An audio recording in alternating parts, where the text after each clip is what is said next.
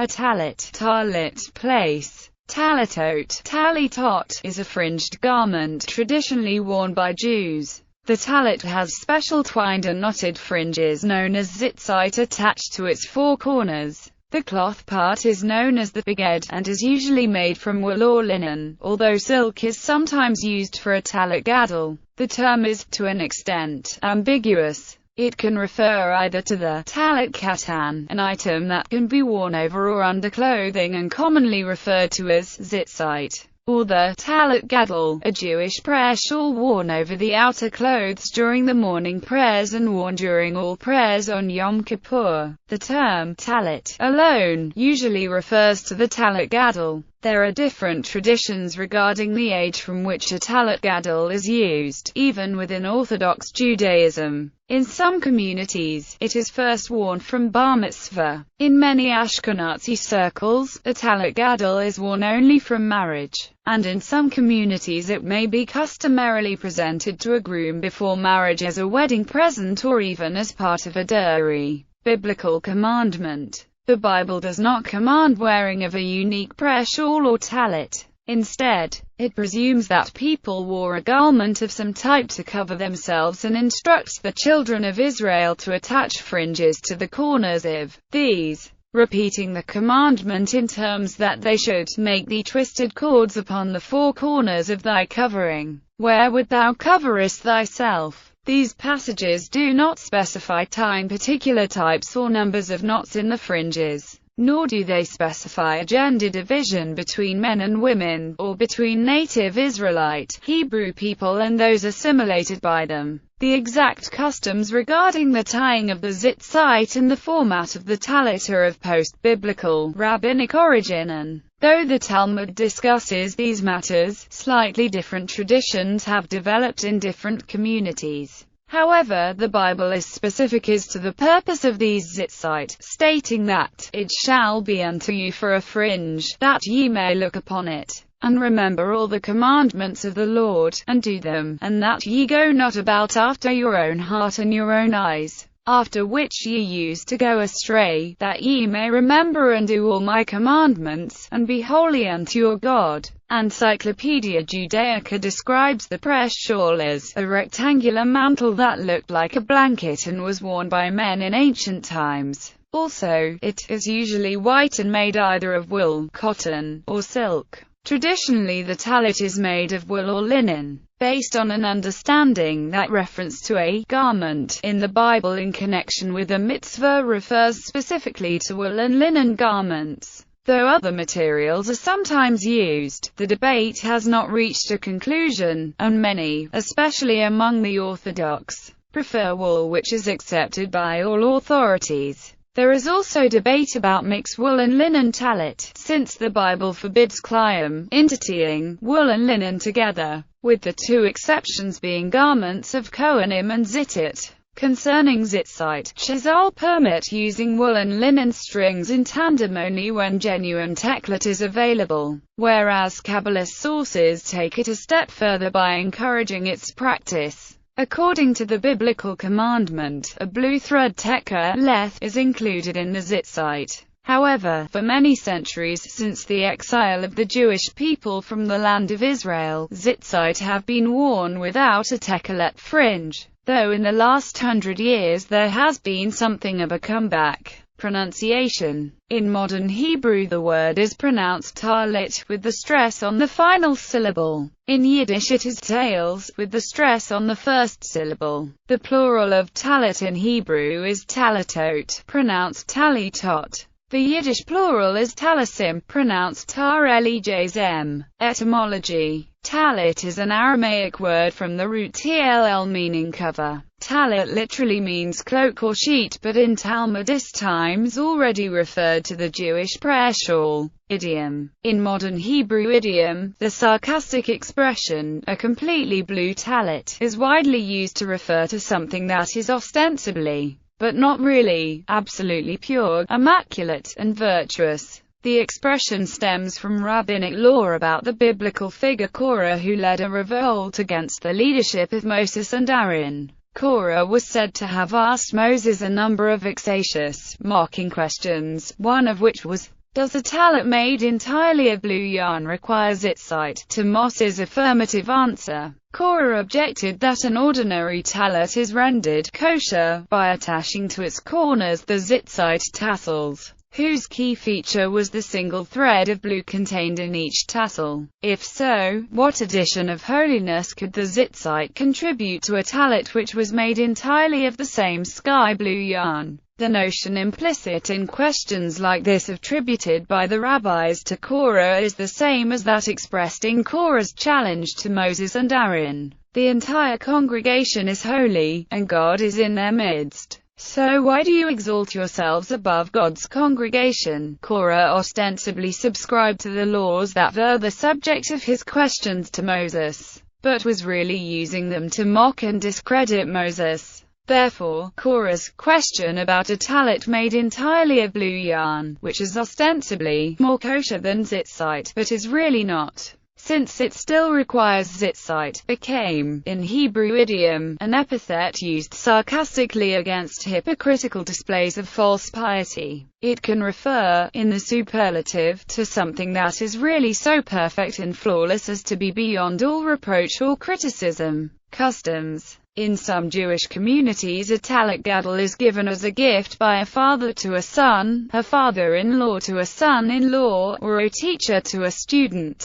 It might be purchased to mark a special occasion, such as a wedding or a bar mitzvah. Many parents purchase a tallit gadol for their sons at the age of 13, together with tefillin. Though among the Orthodox a male child will have been wearing a tallit katan from preschool age. In the non-Orthodox Reform and Conservative movements, in addition to the men, some women nowadays also wear a tallit gadol. While many worshippers bring their own tallit gadol to synagogue, there is usually a rack of them for the use of visitors and guests. At Jewish wedding ceremonies, a tallit gadol is often used as a chuppah or wedding canopy. Similarly, a tallit gadol is traditionally spread out as a canopy over the children during the Torah reading ceremony during the holiday of Simchat Torah, or in any procession with Torah scrolls, such as when parading a newly completed scroll through the streets. The tallit gadol is traditionally draped over the shoulders, but during prayer, some cover their head with it.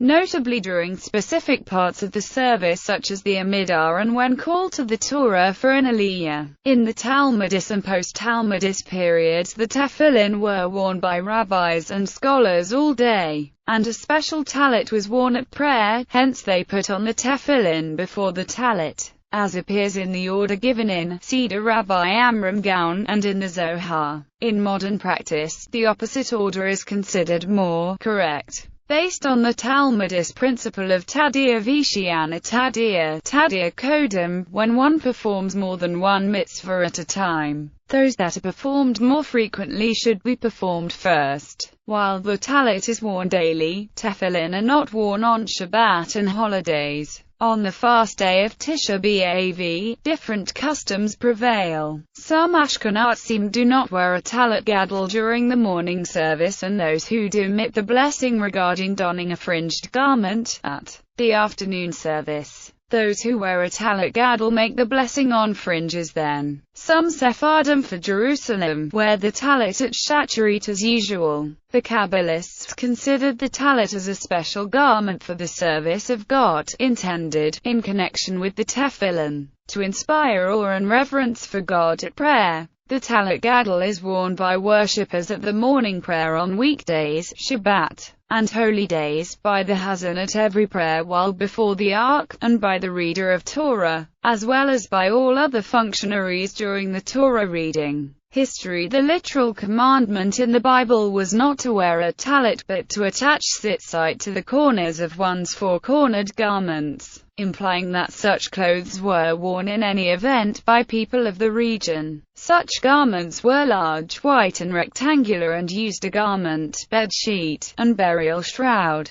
These four-cornered garments may have developed from similar garments suitable for the climate of West Asia, where typically the days are hot and the garment can be draped around the body and head to provide cover from the sun, or just bunched up on the shoulders for later evening use. The evenings can be dramatically cool, and the garment could be draped around the neck and shoulders like a scarf to provide warmth. Such garments continue to be worn today in the region. For instance, the Bedouins wear form abaya, though in biblical times the tzitzit were attached to such everyday garments. Both the present Tallit Gadol and Tallit Katan developed subsequently to address the fact that Jews no longer wore four-cornered garments, and were in danger therefore of losing this mitzvah. The Tallit Katan is worn all day, usually as an undergarment. The Tallit Gadol is almost exclusively worn only for morning prayers, rarely outside. In the book The Ancient Jewish Shroud at Turin by John N. Lupia shows the historical development of the Tallit when its design began to change during the second half of the 1st century CE and began to take on the forms known today beginning around 1000 CE. The long tradition of a single orthodox form of the Tallit became modified in a more culturally diverse atmosphere and continued to change throughout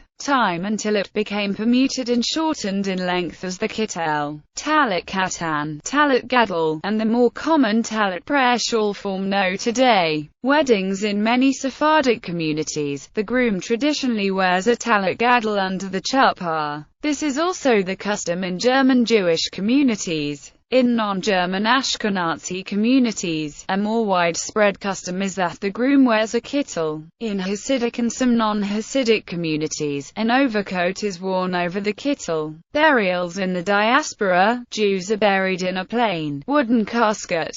The corpse is collected from the place of death by the Shevra Kadisha. After a ritual washing of the body of men is dressed in a kittel and then a Tallit Gadol. One of the tzitzit is then cut off. In the land of Israel, burial is without a casket, and the kittel and tallit are the only coverings for the corpse. Women are buried in white shrouds only. Additional occasions: in addition to the morning prayers of weekdays, Shabbat and holidays, a Tallit Gadol is also worn for selachos in Ashkenazi communities by the prayer leader, even though it is still night. A tallit is also worn at night on Yom Kippur, from Kol Nidri, which begins during the daylight hours until after the evening service. Types of talitot. Tallit Katan. The Tallit Katan is a fringed garment traditionally worn either under or over one's clothing by Jewish males. It is a poncho-like garment with a hole for the head and special twined and knotted fringes known as tzitzit attached to its four corners. The requirements regarding the fabric and fringes of a Tallit Katan are the same as that of a Tallit Gadol. Generally, a Tallit Katan is made of wool or cotton, although Sephardi halakha generally maintains a distinct preference for a woolen garment as per the ruling of the Shulchan Aruch. Among Ashkenazim, customs are split, with the Rima ruling that all garment types are acceptable, whilst the Mishnah Berurah and Rabbi Moshe Feinstein recommend wearing a woolen garment in accordance with the Shulchan Aruch's ruling. The Chazon Ish was known to wear cotton, in accordance with the ruling of the Vilna Gaon. This was also the practice of Rabbi Joseph Soloveitchik, and that of German Jewry historically. While all four-cornered garments are required to have tzitzit, the custom of specially wearing a Tallit Katan is based on a verse in Numbers chapter 15 verses 38 to 39, which tells Moses to exhort the children of Israel to make them throughout their generations fringes in the corners of their garments. Wearing a Tallit Katan is not mandated in biblical law, but in rabbinic law the practice is strongly encouraged for men, and often considered obligatory or a binding custom. The Tallit Katan is also known as arba kanfot, literally, four corners, and may be referred to synectically as tzitzit.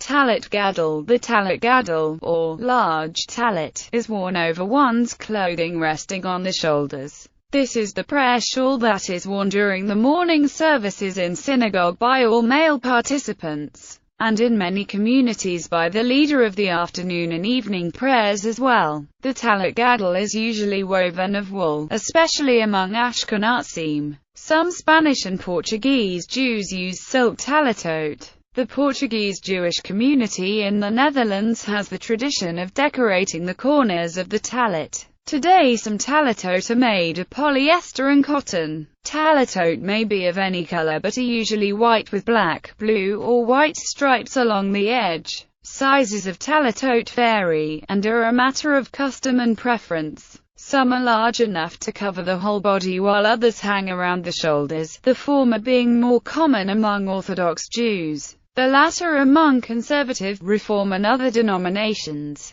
The neckband of the tallit, sometimes woven of silver or gold thread, is called the atara, which literally means crown but is often referred to as the collar. The tallit gadol is often kept in a dedicated pouch or cloth bag which can be quite simple or ornately decorated. The tallit gadol is typically either all white, white with black stripes, white with blue stripes, or white with 12 colored stripes. The all-white and black and white varieties have traditionally been the most common, with the blue and white variety, in the past said to be in remembrance of the blue thread or teklet, becoming increasingly prevalent in recent years among non-Orthodox Jews on account of the association of blue and white with the State of Israel. The all-white variety is customary among Sephardic communities, whereas among Ashkenazi communities the tendency is toward white talitot with black stripes. One explanation for the significance of the black stripes is that their black color symbolizes the destruction of the Temple in Jerusalem and the exile of the Jews from the land of Israel. In many Jewish communities, the tallit is worn in the synagogue by all men and boys over bar mitzvah age. Aside from German Jews and Oberlander Jews, men in most Ashkenazi communities start wearing the tallit after their wedding. Women, according to the Talmud, and modern denominations, women are not obligated to wear a tallit, since they are not bound to perform positive mitzvot which are deemed time-specific, and the obligation to wear a tallit only applies by day. Many early rabbinic authorities did permit women to wear a tallit, such as Isaac ibn Giyat, Rashi, Rabbeinu Tam, Zerachia ben Yitzhak Halevi of Lunel, Rambam, Rabbi Eliezer ben Yoel Halevi, Rashbar, Aharon Halevi of Barcelona, Rabbi Yisrael Yarob al-Ghazi,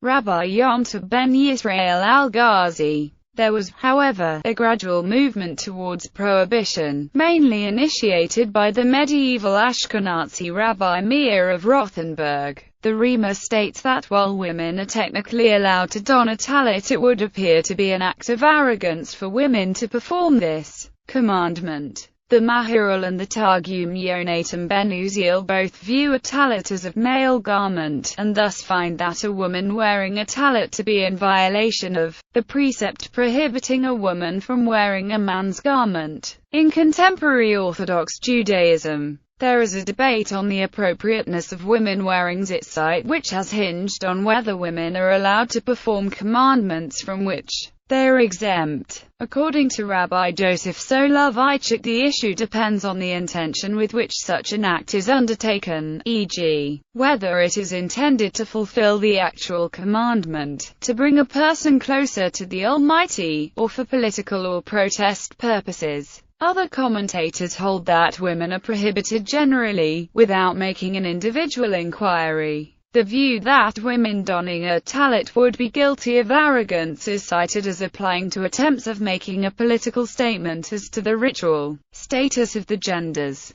Particularly in the modern Orthodox community, it generally more inclined to regard contemporary women's intentions as religiously appropriate. Rabbi Moshe Feinstein wrote that permission is granted to every woman who wishes to fulfill even those mitzvot which the Torah did not obligate, and they indeed fulfill a mitzvah and receive the reward for the fulfillment of it, including saying the appropriate associated blessing. And all those tzitzit are applicable for a woman who desires to wear a four-cornered garment. It should be different from a man's garment, and by attaching tzitzit, she fulfills this mitzvah. Rabbi Yisrael Yarob al-Ghazi and Rabbi Yontob ben Yisrael al-Ghazi held that the observance of this mitzvah by women was not only permitted but actually commendable, since such diligence among the non-obligated would inspire these women's male relatives to be even more diligent in their own observance.